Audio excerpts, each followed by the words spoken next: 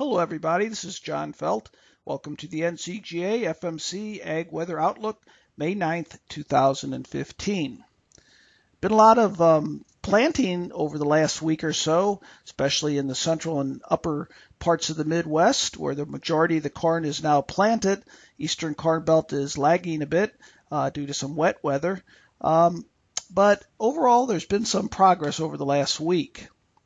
Now, I wanted to show you again, just sort of a reference here, where we need some rain and other areas where we don't.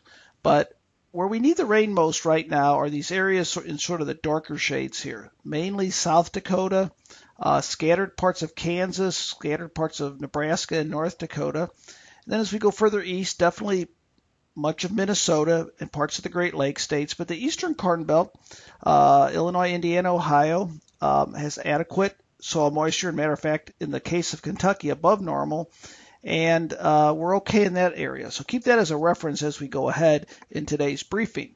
Now, soil moisture here, again, another perspective of where we need additional precipitation, especially those areas in red. But there are some pockets in Illinois, some pockets in Missouri also that can benefit some additional precipitation.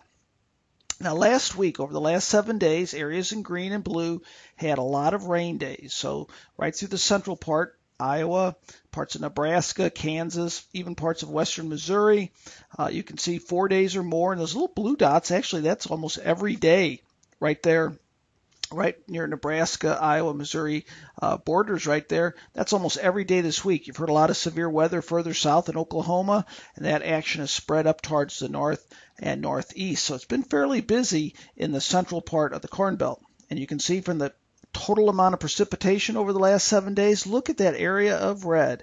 Matter of fact, if you look closely, you see a streak of 10 inches estimates right in this little narrow band of in south central Nebraska. Areas in red indicate areas over 5 inches. So we're actually getting in a situation when we get this much rain in a short period of time, even if it had been dry, what we're getting here is the situation where there's going to be problems with flooded fields and things like that. So areas in yellow are areas in addition to 2 inches of rain, and that is now we're getting more beneficial rain. And then the green is what I'd call modest rainfall. That's only about an inch. So if we had that every week, it'd be fine. But overall, with the exception of the far eastern Corn Belt, you can see at least there was some precipitation over most areas. So we're seeing from a percent of normal over the last 7 days, we're seeing more areas receiving above normal than below normal, and really only the swath of really extensively below normal is along the Ohio River, and that area's been very wet, so that's actually good in that area. So overall, I think where rain fell, it fell where we needed that precipitation, and it was welcome precipitation. Again, in this little swath right in here, that was excess precipitation. Now let's look at South Dakota and Minnesota that needed additional rain. And if we look at this area here, we started getting some in western South Dakota, but really in the eastern area here, growing regions, what we have here is we're beginning to see a little bit above normal. So there was some needed rainfall still in Minnesota, also a little bit here. So we're on the right track, but not a whole lot.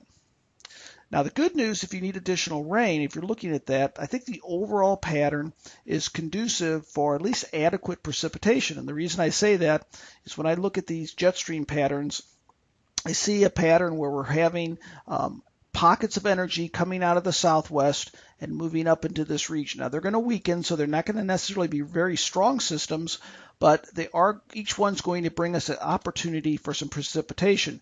And as we get into the middle and even latter part of the month, we still see that pattern. Little chunks of energy will be coming off this area of low pressure and rotating out, and each one of these will give a chance of rain. So really in the western Corn Belt and central Corn Belt, which has been dry in spots, that area does look like the best bet of getting some precipitation. I'll be talking about that in just a moment. Now, temperatures, we're going to start out the week with a lot of rain in some areas, but then a cold front's going to go through and it's going to quiet down. So you can see the temperature pattern for the average for the week. The upper Midwest is going to be unusually cool because the colder air will be sinking in that region. Eastern Corn Belt still lingering on the warm side. Now, over the next 7 days, as far as precipitation, I think we're going to see the possibility of parts of South Dakota, parts of Minnesota seeing some welcome relief and a fairly widespread rain. So this is an area that really needs it. I noticed that a lot of the corn got into the ground over the last week or two. So this is an area where there's going to be a significant rain where it's needed. Likewise, in parts of Illinois, this is much more modest precipitation, but in this area here, we could also use it. So it's coming in an area that could really use some precipitation. This area has been fairly wet, so that's okay. Not every area is going to get a widespread heavy rain, but early this week, some areas are, and generally speaking, not in all cases, generally speaking, those are areas that could use the rain. Now, I spent some time really looking at the big picture here because as we get into the growing season, I know you're going to want to know longer term, and I'm going to be focusing a lot more on that, both in my weekly issuances and also my briefings. So this is the next 10 days, not real far out there. This is a model showing accumulated rainfall, the total amount. I wouldn't get too hung up on the specific amounts, but what I do want to show you is that it does look like we have large parts of the growing region of the U.S. receiving some modest rainfall. I'm not seeing any areas that are going 10 days without any rainfall. So right now, looks like a fairly decent type pattern. Unless you've been wet, you don't want any rain, pretty decent. And we can get a little bit more detail here. Here are your anomalies for week 1. You can see that it's going to go very close to that precipitation forecast. And then week 2, this is what I'm saying with ample precipitation. And you can see that here, we're not seeing a large splotch of yellow, saying extremely hot and dry. It's going to be warmer than normal, not a lot. So it's going to be sort of a warm and occasional chance of rain type pattern. But again, look at where the maximum anomalies are. And this is way out there, so I wouldn't get too excited about this. But at least it's in areas that need the rain the most right now. So overall, looks fairly favorable. Temperatures over the last week, you can see were warm, but that cool air will be pushing through. But because of that warm air over the last week, we really had a pretty good push of soil temperatures, and I mentioned that last week. I expected that in this warm air. 60s now extend well into almost Iowa now, all of Illinois into Wisconsin, eastern Corn Belt. We've now reached the 60s in this area. And if we look at the 60s on here, that's the yellow.